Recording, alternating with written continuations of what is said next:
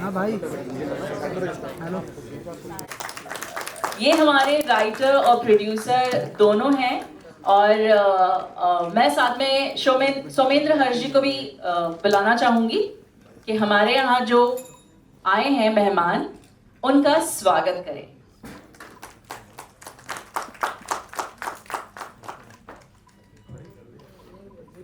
सबसे पहले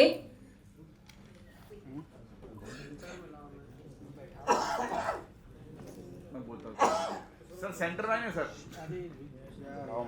centre okay बस ठीक है सर। सबसे पहले मैं आमंत्रित करना चाहूंगी 2 बार फिल्म फेयर अवार्ड जीत चुके हम सबके चहेते मिथुन जी को।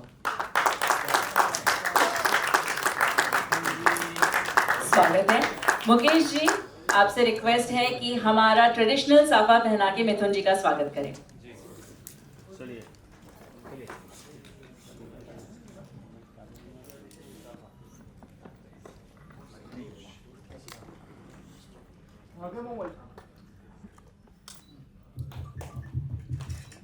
जो मोबाइल यूज नहीं कर रहे वो तालियां बजा सकते हैं। ज़्यादा कैमरा लीजिए लो। नहीं आ रहा है।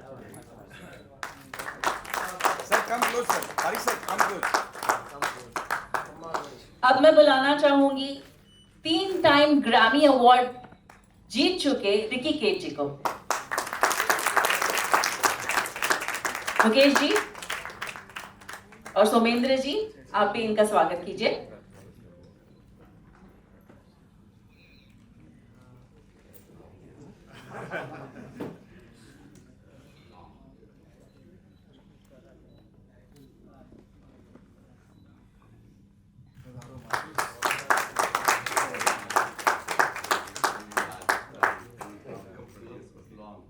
अब मैं बुलाना चाहूंगी हमारे लिरिसिस्ट सैयद कादरी जी को।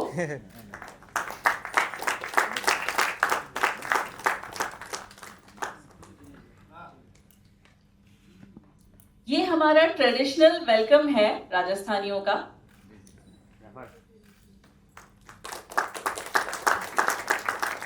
अब मैं रिक्वेस्ट करूंगी अनूप जी से, प्लीज आगे आएं।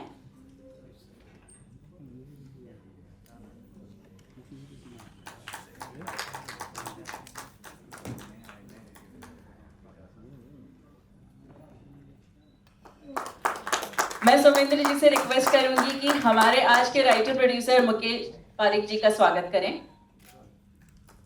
लाइट चेंज कर दी। वाह, रिकी जी, आप भी हाथ बटा सकते कौन है हैं। भाई? लाइट का हीरो कौन है?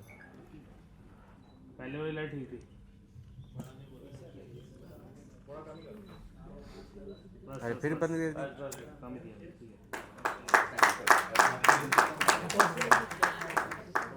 मुकेश जी और अनूप जी दोनों मिलके हमारे के प्रोड्यूसर सोमेंद्र जी को फिर स्वागत करेंगे। आइए सेंटर में।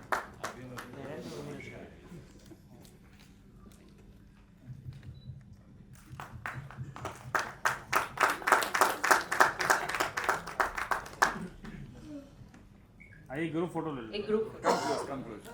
जब बैठ सकता है कोई दिक्कत नहीं। हाँ हाँ लेना है सर यहाँ पे सामने। अरे सर मोबाइल पर सामने वो लोग क्यों सर यहाँ भाई आपका सांप आ रहा है। आपका क्या है?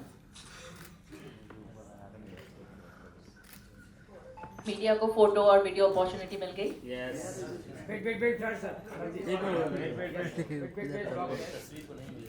व्हाट मोर सेफ्टी आनंद ले ले। Thank you very much.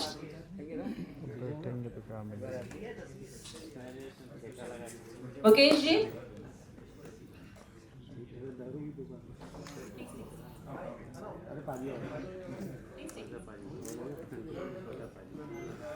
उम्र के हिसाब से दिमाग में चलना चाहिए। थोड़ा वो रखे देवे अपना ये निकाल लेना अब मैं चाहूंगी हमारे राइटर प्रोड्यूसर मुकेश परीख जी अपने बारे में हमारी मीडिया को, मुंबई की मीडिया को, इंडिया की मीडिया को बताएं और इस प्रोजेक्ट के बारे में बताएं कि उन्हें ये प्रोजेक्ट करने का कैसे सोचा और इतने सारे म्यूजिकल दिग्गज को जमा करने के बाद कैसे दिमाग में आई। Over to you. कैमरा नीचे फ्रेम में आ रहा अरे लो ठीक है Thank you, press, media, friends, and my very, very elite team, you know. And I'll tell you the examples when I say it elite. This project is definitely शक्तियों का मेला है। जब शक्तियां मिलती है तो एक अच्छी जगह पर मिलती है, एक अच्छे मौके पर मिलती है और एक अच्छी मंजिल पर मिलती है, तो वो कुछ और ही शक्तियां पैदा हो जाती है उसमें से। और हमारी जर्नी ऐसी ही रही है। And I am so very much blessed that when I followed a musician from Rajasthan about his life story, and when I understood him, a very, very eminent Kamaicha player, and had put a lot of research behind it, then I wrote this story and became more inspired to go into the community and find out कि क्या है उनमें संगीत के बारे में, music के बारे में, और फिर भी उनका जीवन क्या है। तो ये सब मिला के I have written that story and then came about to finding who could be on my team. But then it all became that each and everyone you see seated here, we connected probably in minutes. Mithun ji, exactly the same thing. It was more about the content. It was more about what it wants to tell to the world. That Manganiyars who are sitting in the huts in the interior of Bardmer region of Rajasthan, they have stack of passports living in a hut, but they still not get their music out there.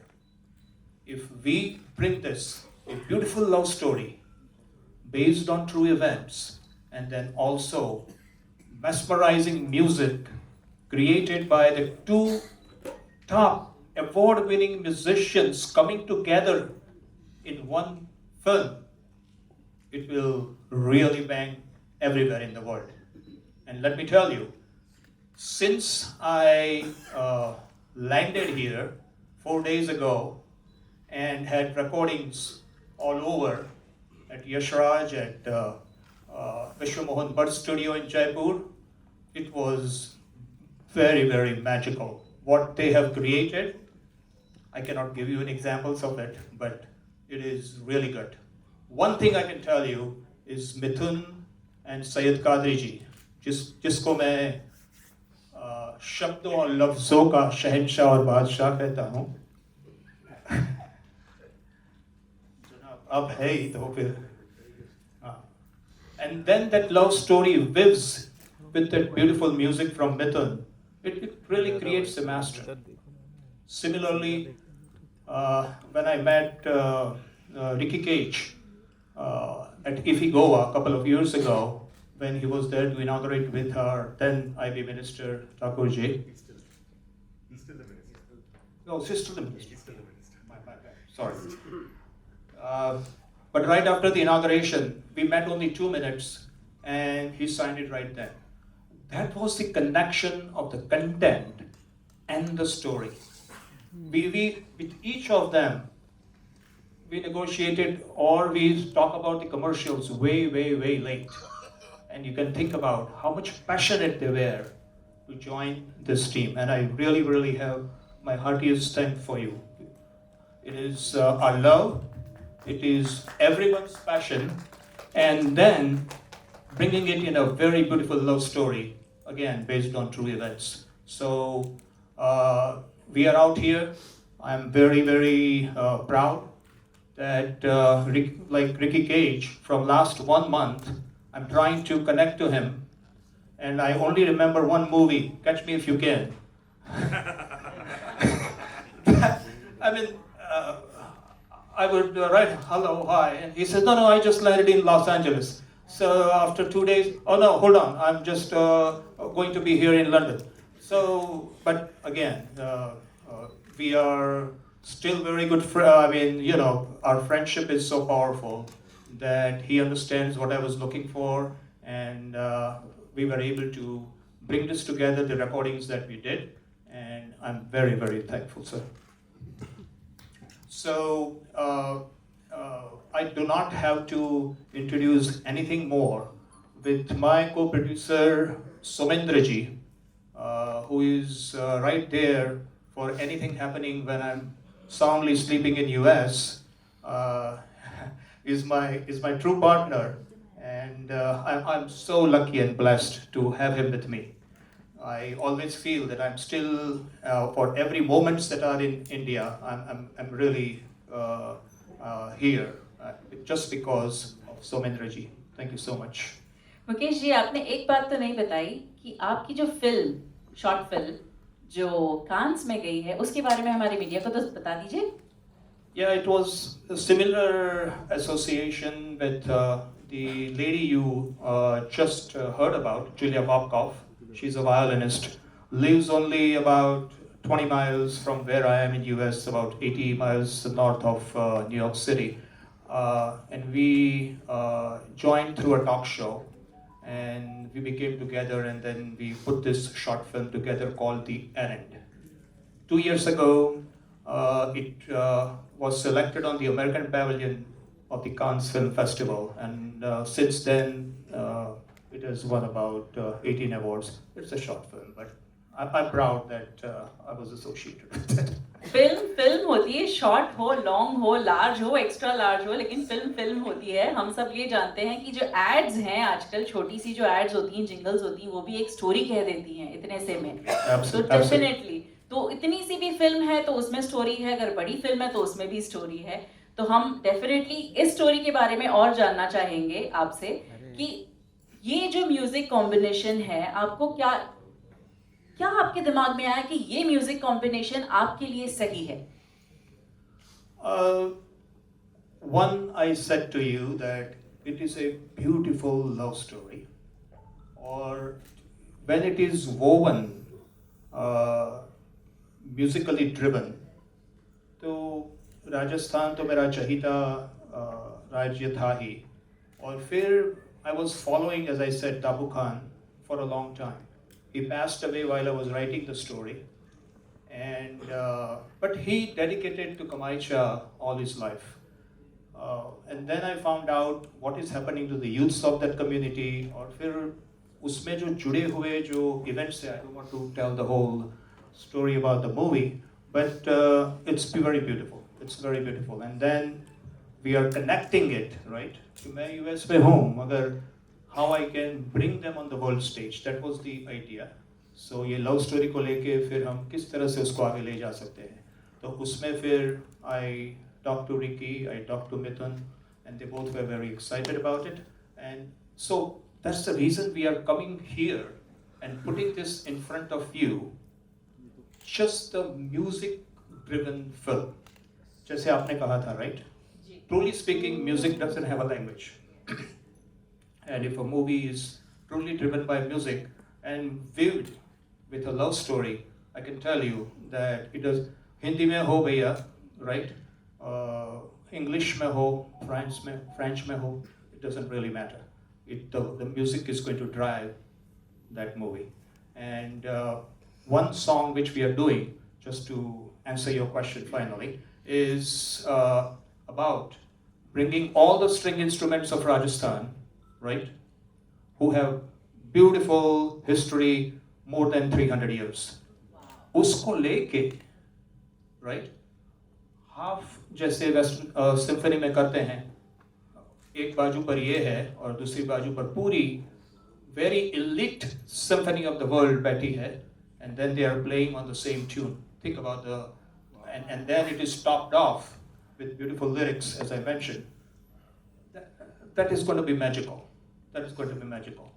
And then I was blessed 3 days ago. Vishnu Mohan Bhattji thought to put his Mohan Veena into it. I said, oh my God, I could not sleep that night. Yes, it is amazing. ये आप जो कह रहे हैं वो सुन के ही ऐसा पूरा एक एनर्जी ऊपर से नीचे तक चला गया कि एक सिम्फनी जो हमारे हिंदुस्तानी म्यूजिक की जो सिम्फनी है और जो वेस्टर्न म्यूजिक की सिम्फनी, वो जब एक साथ बजेगी और एक प्लेटफॉर्म पर बजेगी तो डेफिनेटली एक बहुत अच्छा मैजिक होगा। मैं अगला सवाल करना चाहूँगी सोमेंद्र जी से। सोमेंद्र जी, आपको ये पूछना चाहते हैं कि इस प्रोजेक्ट में जुड़ के आपका क्या एक्सपीरियंस रहा और आपको कैसे लगा कि इस प्रोजेक्ट में जुड़ना चाहिए? Thank you. खमागढ़ी,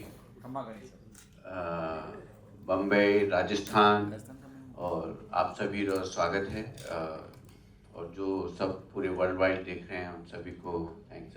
आपने पूछा कि ये प्रोजेक्ट जुड़ने से या कैसे जुड़ा हुआ, और सबसे पहले मैं शुक्रगुजार हूँ सभी पूरी टीम का कि राजस्थान, और आप देख रहे हैं डायस पे जितने लोग बैठे हैं उनकी जड़ें राजस्थान से जुड़ी है।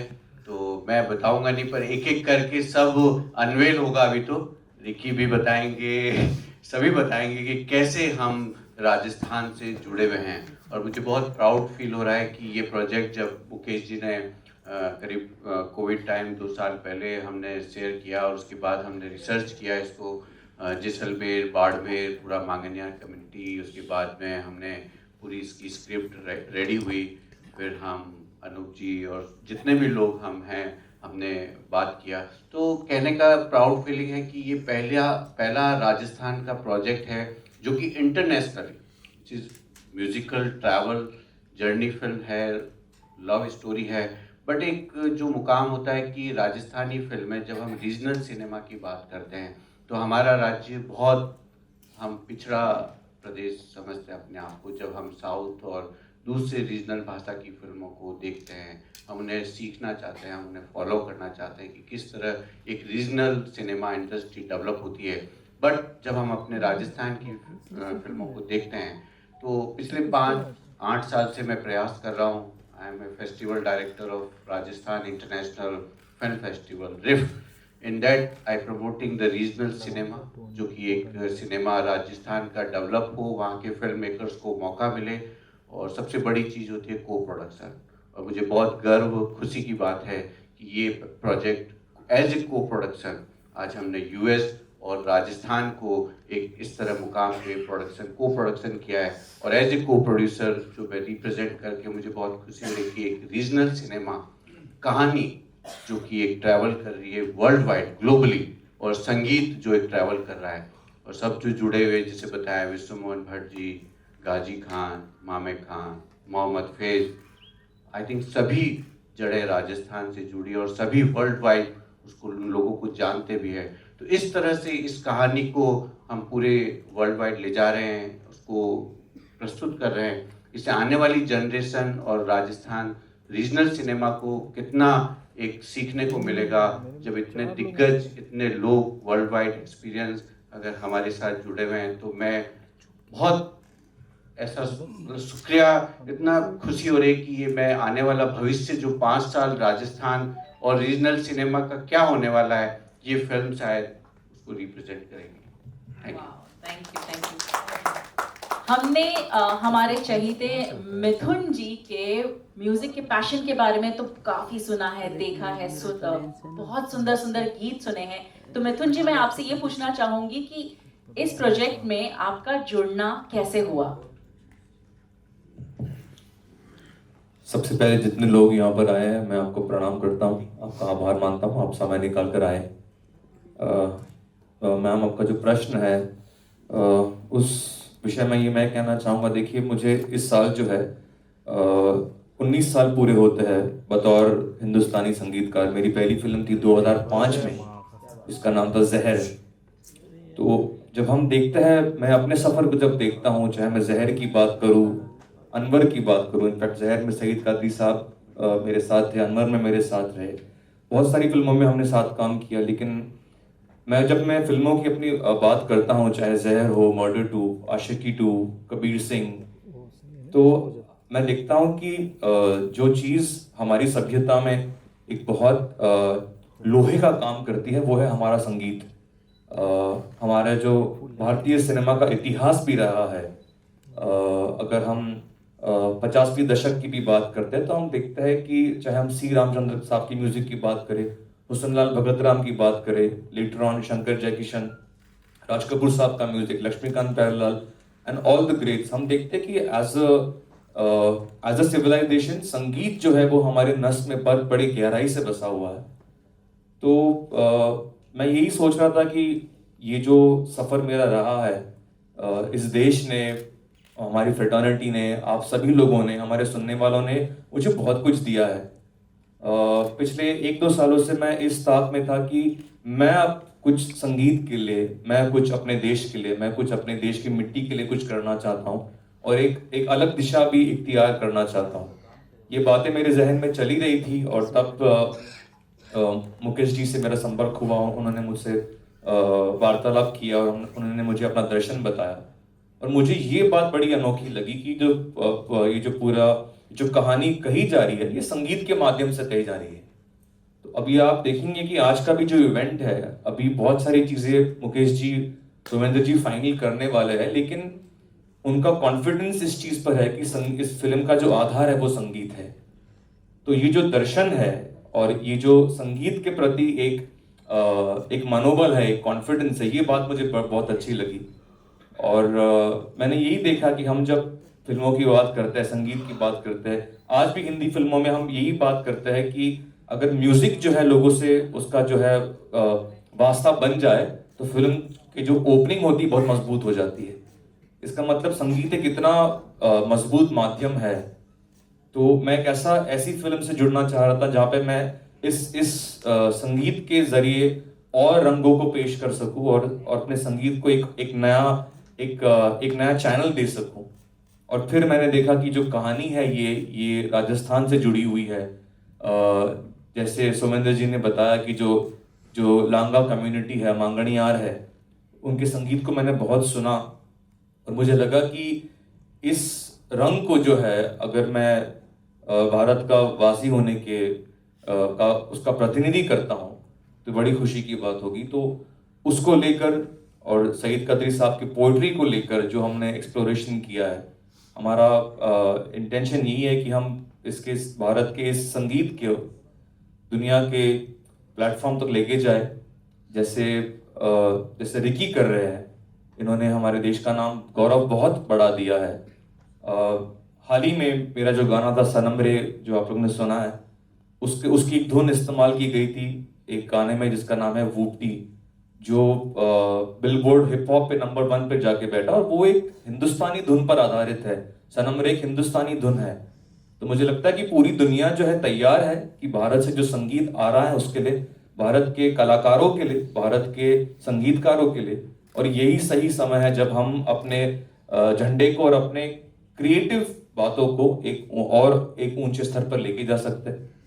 तो मुझे लगा कि मुकेश जी का जो दर्शन है, सोमेंद्र जी का दर्शन है और कादरी साहब मेरे साथ में है, तो मुझे लगा ये सही समय है इस फिल्म से जुड़ने के लिए।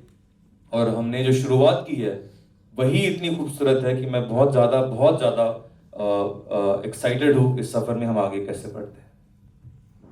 Thank you. हम सब तो जानते ही हैं कि संगीत में एक जादू है। पहले संगीत से भी कई बीमारियों का उपचार होता था। ये तो हमने कई बार सुना है कि संगीत में इतना जादू है कि वो आपकी बीमारी भी ठीक कर सकता है। तो ऐसे जादुई संगीत जो भारत का संगीत है उसे कंपेयर कहीं से नहीं कर सकते, लेकिन अगर साथ में और सिम्फनी मिल जाए तो ये एक और ही नया रंग ले लेगा, एक और नया जादू पैदा करेगा। तो मैं रिकी जी आपसे पूछना चाहूंगी कि जब आप यहाँ की, आपकी जड़ें जो हैं वो राजस्थान की हैं, लेकिन जब आप इंटरनेशनली जब कोई काम करते हैं, जब आपको पुरस्कार दिया जाता है, तो आपका फील क्या होता है और इस प्रोजेक्ट के साथ आपका जुड़ने का क्या इंटेंशन था? First of all, I'd like to second what Mithun said, that thank you so much everybody for showing up. I know it's very difficult to travel in the traffic and get here on time, but thank you so much for showing up. It means a lot to all of us. And of course, it's a huge honor for me to work on this project with Somendra ji and Mukesh ji. I'm very grateful that they brought me on this project. And you know, nowadays the way that music is consumed in today's times, it's very difficult to make timeless music, because music has become very it's got sort of like it's appealing for a limited time because of the way streaming works and because of the way that we listen to music. So there are very few timeless classics that come out nowadays because of this. And in the last few years, I've seen that most of the timeless classics that have come out have actually been composed by Mithun. And so I think a big round of applause to him. He's one of the greatest music directors that we have today in India. One of the most talented, and I'm a huge fan of his. So that's why, for a musical that is composed by Mithun, for me to guest compose a song was equally a huge, huge honor for me. So I'm very grateful to be on this project and to get to meet him today. But anyway, so I believe that, the one thing that attracted me to this film was that there is this huge myth in India that if you want to make something international or you want to create music that is appreciated all over the world, then we have to make music in English, or we have to make music which is Western pop or Western hip hop and genres that that the Western world makes. But that is not true, because the musicians and the films that have gotten international recognition from India have always been deeply rooted within Indian traditions.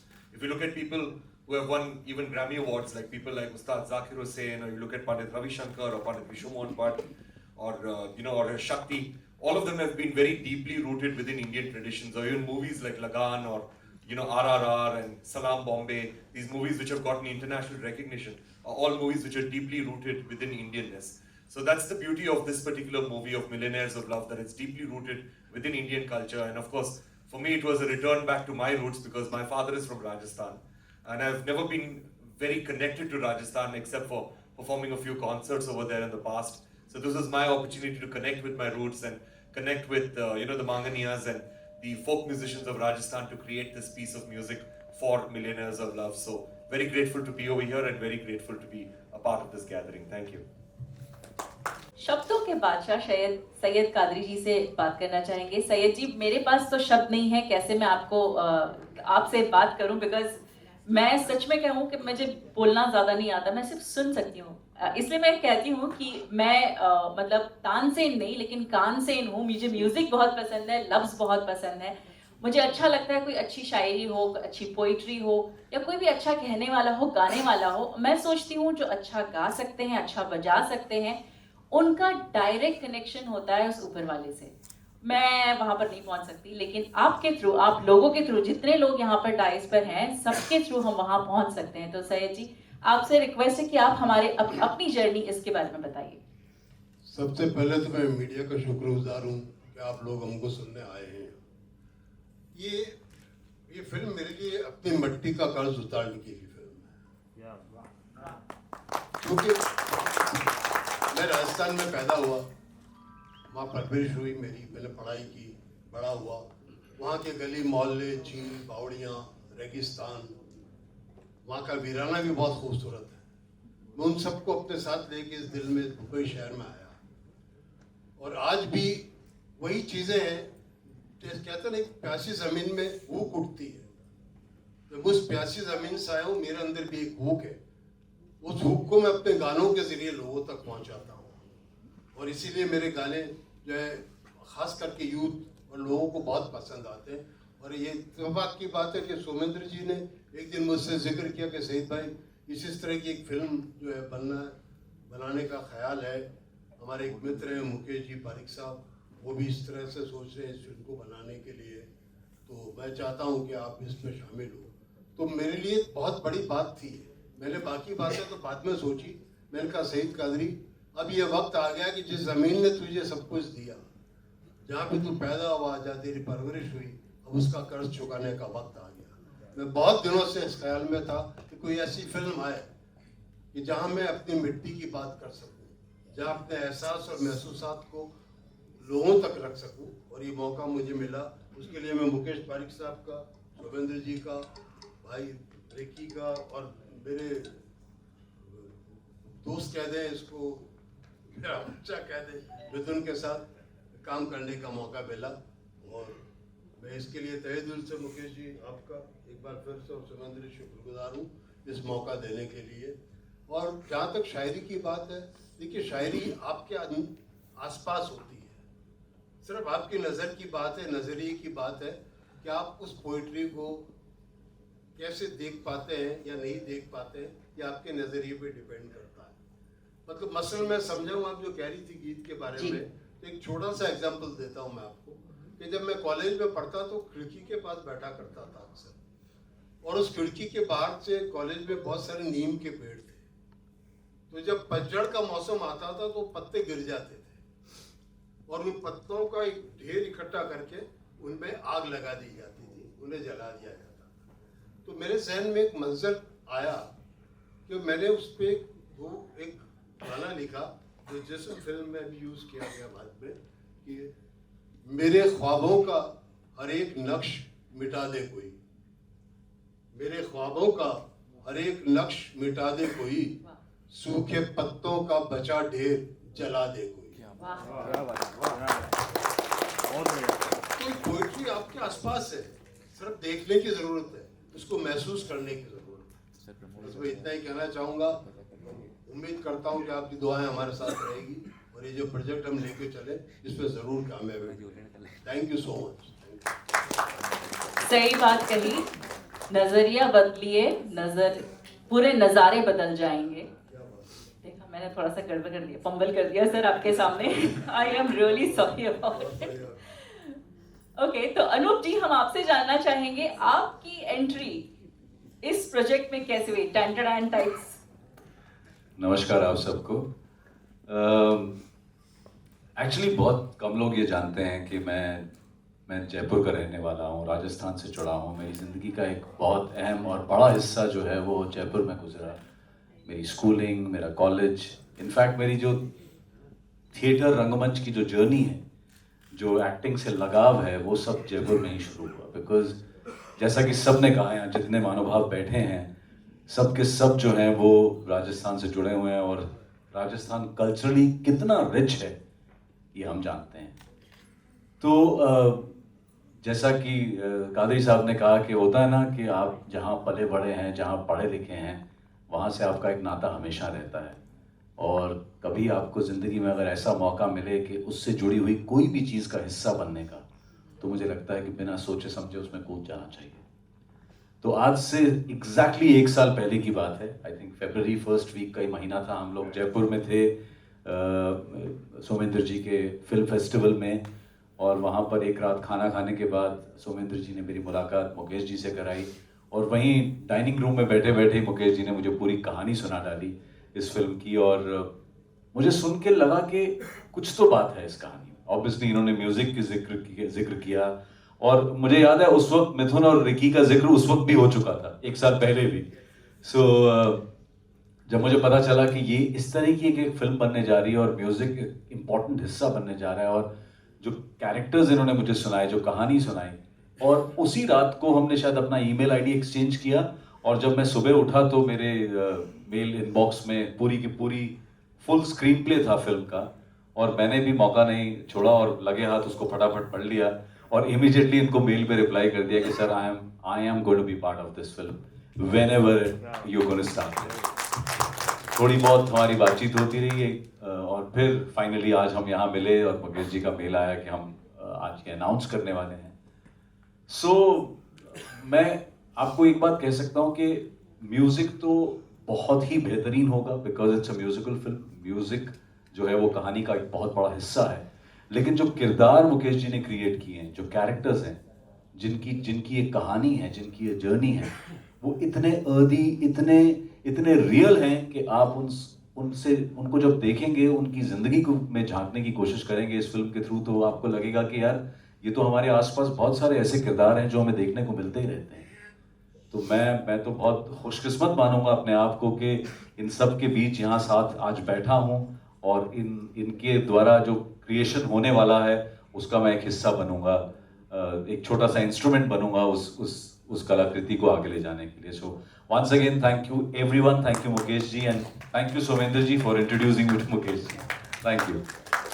Mukesh ji, हम आप पर वापस आते हैं। अभी अनूप जी ने कहा कि किरदार बहुत सारे हैं, तो क्या हम आगे और किरदार देखेंगे? आगे ये स्टोरी, ये जो जर्नी है वो आगे और बढ़ती जाएगी, तो और कौन कौन किरदार टेंटेटिवली अभी तक आपने क्या क्या सोचे हैं?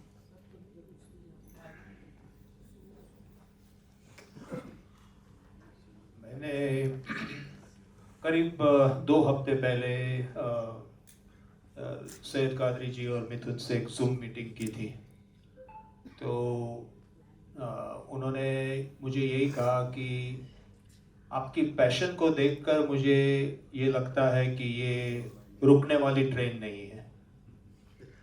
तो मैंने उनको ये भी कहा कि सारी दुनिया में एक ही चीज़ पर टैक्स नहीं लगा जाता है, वो है सपना।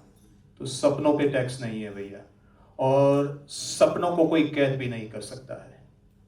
तो we are very committed with a expected cast number 1। हम जरूर उनको इस फिल्म में इस तरह से लाएंगे कि जो सच में इस टीम के साथ जुड़ सकते हैं और अच्छी तरह से जो हमें drama, musical drama weaved in a love story and a musical, वो करना है, वो हो सकेगा। 60 to 70% of the movie will be filmed in Rajasthan. We are expecting about 10 or 15% in Indonesia, and then a remaining about 10% in Los Angeles or some parts of US.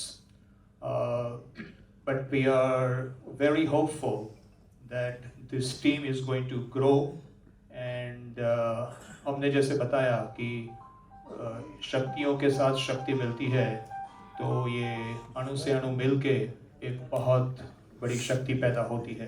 तो उसी तरह से ये आगे चलेगी। तो क्या हमें पता है कि कितने गाने हैं अभी इस फिल्म में? उससे ज़्यादा मत पूछना। ओके, ठीक है, ठीक है। 4 गाने हैं, और 2 गाने की तो मैंने आपको ऑलरेडी बात कर दी। And those nights that I spent, let me tell you, in that studio, I realized how much it takes and how much a musician puts into it to create it. It was like, okay, retake for one a folk musician's instrument, you know, unbelievably done, you know. So I'm blessed. तो 4 गाने होंगे, और दो गानों की journey शुरू हो गई है और ख़त्म भी होगी। और 2 गाने जो है वो भी बहुत यूनिक है, comping many very popular films, so comedy, drama, a little bit of action, and then weaving all that into a beautiful love story. मैं सिर्फ इतना, एक बार मैंने सुना था, मदन मोहन जी के बारे में ये सुना था कि जब एक म्यूजिशियन एक गाना बनाता है तो हम सिर्फ वो अच्छा नहीं लगा, कुछ जमा नहीं, लेकिन वो म्यूजिशियन की जो मेहनत है, जो गाना बनाने की जो मेहनत है, वो इतनी ज़्यादा होती है कि वो एक गाने के साथ वो म्यूजिशियन 1 साल और कम हो जाता है। ये कहा जाता है कि उनकी लाइफ कम होती जाती है, बिकॉज उनका जो है वो 100% क्या, वो 10,000% दे देते हैं उस गाने के लिए, और लेकिन फिर हम सिर्फ एक बार सुन के वो जज कर देते हैं किसी भी गाने को। किसी भी गाने के बनाने के लिए बहुत सारे फैक्टर्स होते हैं, जैसे ये एक पूरी टीम वर्क है, वैसे भी ये पूरी एक टीम वर्क है। तो मैं बेस्ट ऑफ लक विश करना चाहूँगी मिलेनियर्स ऑफ लव के लिए, और अब मैं चाहूँगी कि जो मीडिया से किसी से कोई प्रश्न पूछना चाहते हैं तो please you can ask questions. Mike please. Praval मांग रहा भाई।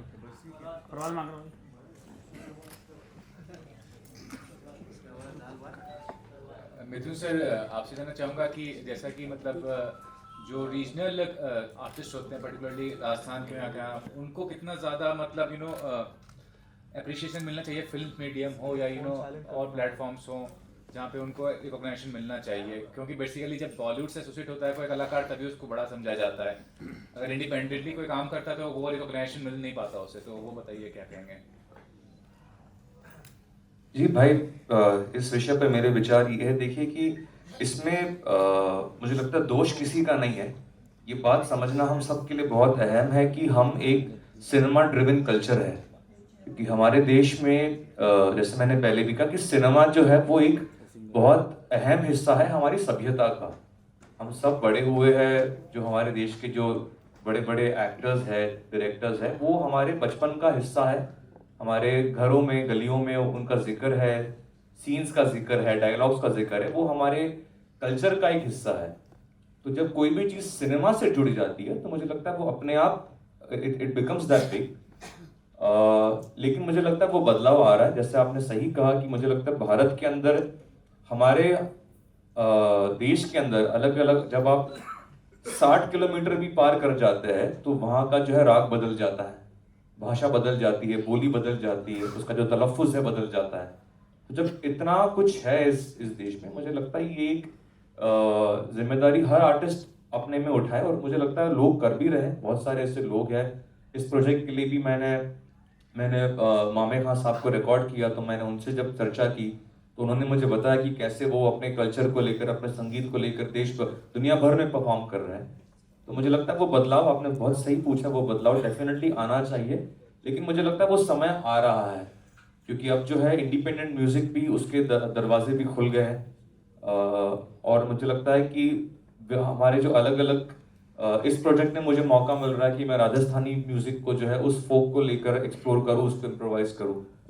मेरा दर्शन तो ये है कि आने वाले सालों में और भी जो है, जैसे महाराष्ट्र का जो फोक म्यूजिक है मैं उसको भी इस्तेमाल करूँ, जो पंजाब का फोक है जो इतना रिच है, बंगाल का बाउल संगीत है। मुझे लगता है इतने सारे अलग रंग है भारत में, और मैं रिकी से बिल्कुल सहमत हूँ उस विषय पर कि अगर हमें अपने संगीत को जो है एक पश्चिमी स्तर पर या एक ग्लोबल स्तर पर लेकर जाना है, तो हमें जो है अपनी पहचान लेकर जानी है।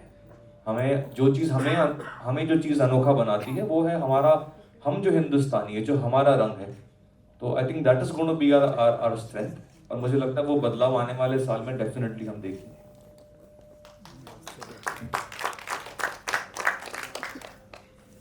नेक्स्ट और कोई please.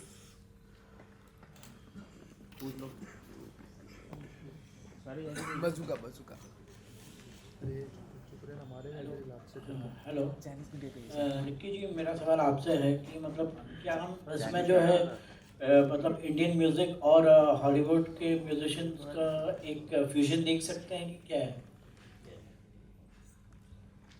So that is something that I've been doing for a while now. Like my last Grammy Award winning album was an album which was a collaboration between me and Stuart Copeland, who was considered to be the greatest drummer in the history of music. That is the former drummer of the band The Police. So there have been collaborations between Indian and Western musicians for a while. Even this year, the album that won the Grammy Award, that is Shakti, was a collaboration between John McLaughlin and Indian musicians. So these kind of collaborations have happened. But you know, the thing is that adding on to what Mithun said earlier about Indian traditions, and your question about about folk musicians getting the limelight. Even though I completely agree with what Mithun said, I've got another point of view also, which is a little controversial, but I'll say it anyway. But the thing is that when a Bollywood musician and a Bollywood composer and a singer performs outside of India, like let's say in New York or in New Jersey or in London or in Moscow or any place like that, then they are able to fill up stadiums, they're able to fill up complete auditoriums and get huge crowds and audiences. But the only people who show up in those audiences are people from the Indian diaspora. Because barring a few songs from Bollywood, there are a few songs in Bollywood that have broken cultural barriers, but barring a few songs, Bollywood has actually not completely broken cultural barriers in that way. The people who have actually broken cultural barriers are the folk and the classical musicians. Because I remember when I was 19 years old, I'd gone to San Francisco and I watched a concert of Pandit Ravi Shankar.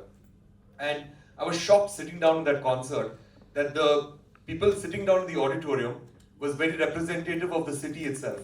So there was just 5 or 6% Asian people inside the auditorium. It was mainly a Caucasian, American population sitting down in the audience and listening to pure Indian classical music over there. But in India, unfortunately, we're not appreciating our own talent. Like for example, everybody knows who Pandit Ravi Shankar was. Everybody knows greatest sitarist ever. Everybody knows Bharat Ratna winner. Everybody knows his daughter is Anushka Shankar and Nora Jones. I can challenge everybody over here. Can anybody name one album of Pandit Ravi Shankar? He's made 70 albums. Go on to his Wikipedia page, he's made 70 albums. Can anybody name one album of his? Greatest Indian musician ever in the history. Name one, okay, name one song of his. Or just hum a tune of his. Nobody can. But outside, he's been appreciated. He's won 3 Grammy Awards. He's won a Lifetime Achievement Award at the Grammys. And he's only been playing pure Indian classical music. He's not playing electric guitar, he's not playing hip-hop music and all. He's playing pure Indian classical music. But outside, he's appreciated. But in our country, he was not appreciated.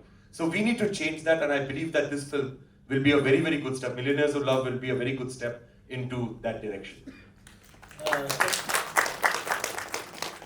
Syed sir, hello.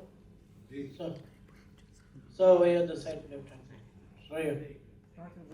Sir मेरा question आपसे है कि मतलब हम बॉलीवुड में देखते हैं कि मतलब पहले जैसे उर्दू का जो है इस्तेमाल किया जाता था, अब ज़्यादातर पंजाबी फोक सॉन्ग या पंजाबी गाने का इस्तेमाल किया जा रहा है।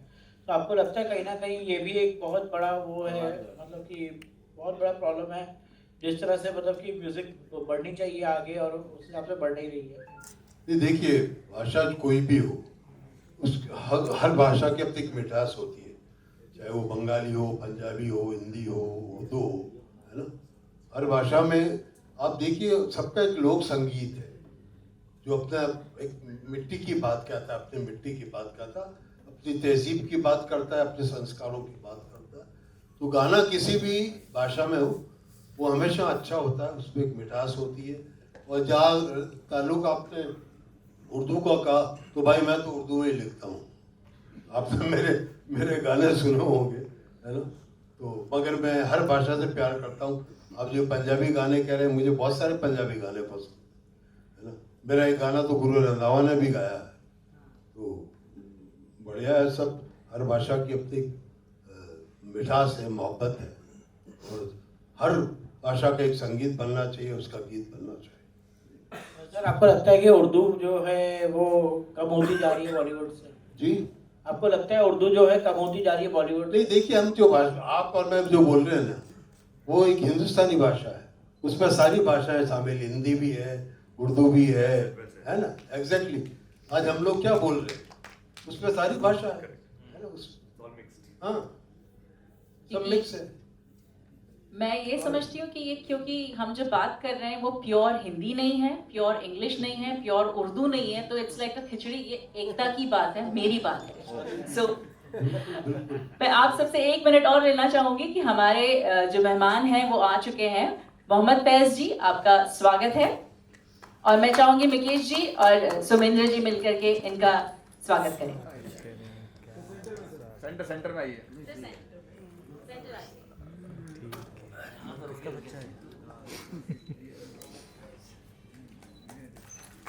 यहाँ देखिए मुकेश जी साथ में आइए, साथ में आइए। Come close, yes. I request everyone for a photo op, please.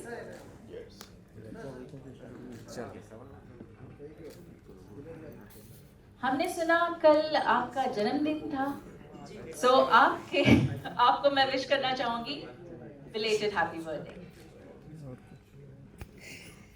एक राग सुना दीजिए। रात तो अभी मैं घर में हूँ, बट हाँ मैं अपना गाना जरूर सुनाना चाहूँगा, कभी शाम ढले। ओ कभी शाम ढले तो मेरे दिल में आ जाना, ओ लगे गम गले तो मेरे दिल में आ जाना, मेरा घर जलाने वाले सुन मेरी, ओ तेरा घर जले तो मेरे दिल में आ जाना। और thank you for wishing me happy birthday. मैं इस प्रोजेक्ट में जुड़ा जब मैं रियलिटी शो में था, विनिंग से बहुत पहले, और मुकेश जी का मेरे पास मैसेज आया था, और तब से हम कनेक्टेड हैं, और सारी अपडेट्स मुझे मिलती रही। एंड कल परसों में ही मैंने रिकी सर के साथ गाना डब किया है, और सईद सर भी थे। बहुत बड़ी बात है मेरे लिए कि मुझे वो गाना मिल रहा है, और I am feeling very lucky to be part of this project और यही कहना चाहूँगा। आप सब देख सकते हैं कि डायस पे जितने लोग हैं सारे के सारे जिनके रूट्स जो हैं वो राजस्थान से हैं। Am I right? Everyone is from Rajasthan, जिनके जड़ें जब राजस्थान से हैं। तो ये हमारा राजस्थानी कल्चर आप सबके सामने है। और किसी को कोई क्वेश्चन पूछना है? ओके लिपिका जी। मुकेश जी, सारे कलाकार राजस्थान के होंगे कुछ, या कुछ कलाकार होंगे राजस्थान के? राजस्थान की बात है, कह रहा हूँ कुछ कलाकार भी होंगे। ये खुद राजस्थान से हैं इसलिए पूछ रहे हैं। Yes sir. बढ़िया बंदे हैं। कुछ कलाकार होंगे राजस्थान के।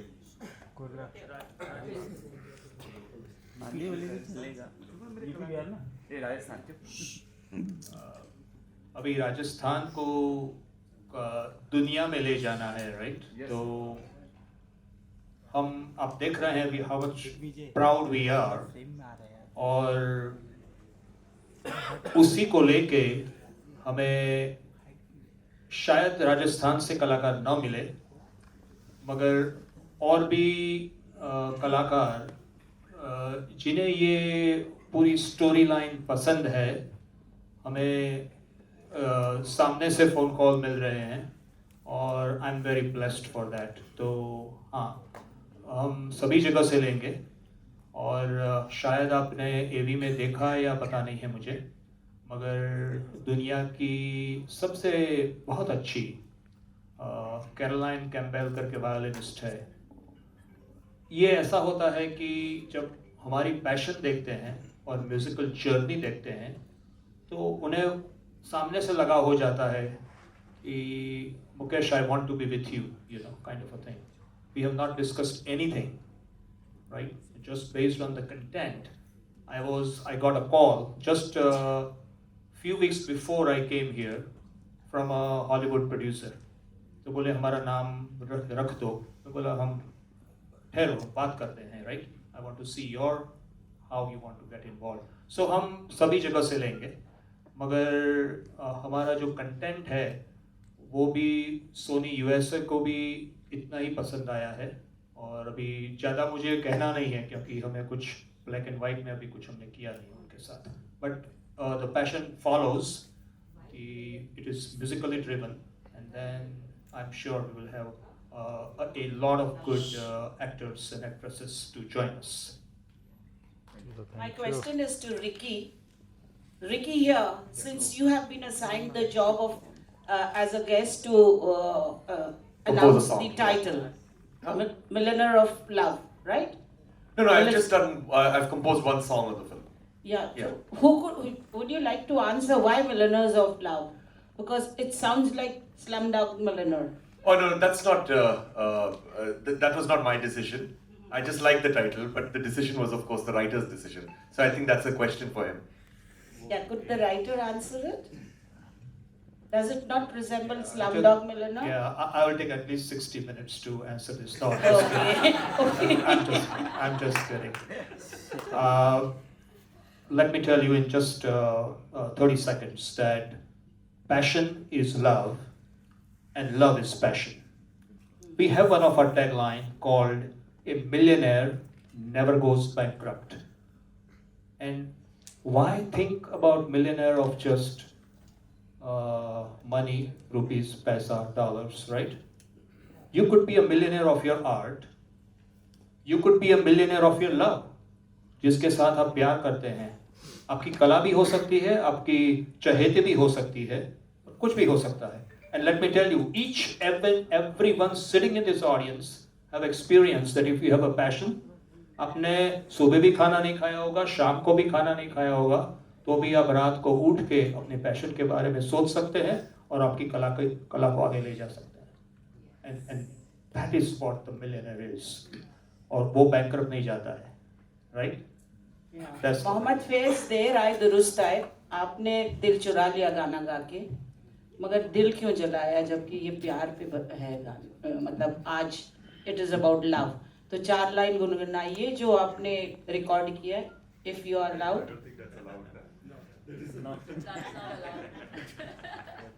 आप जो पूछ रहे कि मैंने सैड गाना क्यों गाया है, तो ऐसा कुछ सोच के नहीं गाया कि सैड है रोमांटिक है, वो बस मेरा गाना था तो मैंने गा दिया। कुछ और गा दो। और दिल लगाना क्यों गाया? Right. आज माहौल नहीं है, But I प्यार just का wanted to माहौल है। add to, add an answer to your question. So while we were recording the song, I had the honor of having Kadri ji, in the studio, so he walked in after we had recorded about 2 or 3 lines of the song, and it was quite amazing to see him in action because since he had written the words, he was really good at directing, the singer. To actually get the right emotions out. And after he started directing this young singer, what happened was that the emotions started coming out better in exactly the way that I wanted, but I could not convey this as well, to the vocalist. So I ended up giving my chair to Kadri ji, and I told him that you direct the rest of the song, and so that's why it was a beautiful collaboration. And what was very surprising to me is that he had written the lyrics a few days before that, but I've never experienced a lyrics writer who knows the tune even better than I do. So that was pretty amazing. Like, that he had by-hearted the tune, and I changed the tune a little bit just on the day of the recording, on the morning of the recording. Before we started recording, I changed a little bit of the tune because I felt one part was a little monotonous. And I did not tell him about it. And when the singer sang that part of the tune, he sang it in the new tune, and Kadri ji immediately looked at it. He's like, no, that's not the tune, this is the tune. And then I had to tell him, nay, I changed the tune in the morning. So that is what. So it is pretty amazing working with, and he's a legend for good reason, because he's really good at what he does. Thank you. Thank you. Can we have a group picture? हाँ A group picture actually. अरे I request media पहले photo खींच लीजिए and then फिर video ले लीजिए, तो फिर इजी रहेगा, सबके लिए इजी रहेगा, सबको प्रॉपर मिलेगा। प्रभात लाइट कवर कर रहा भाई।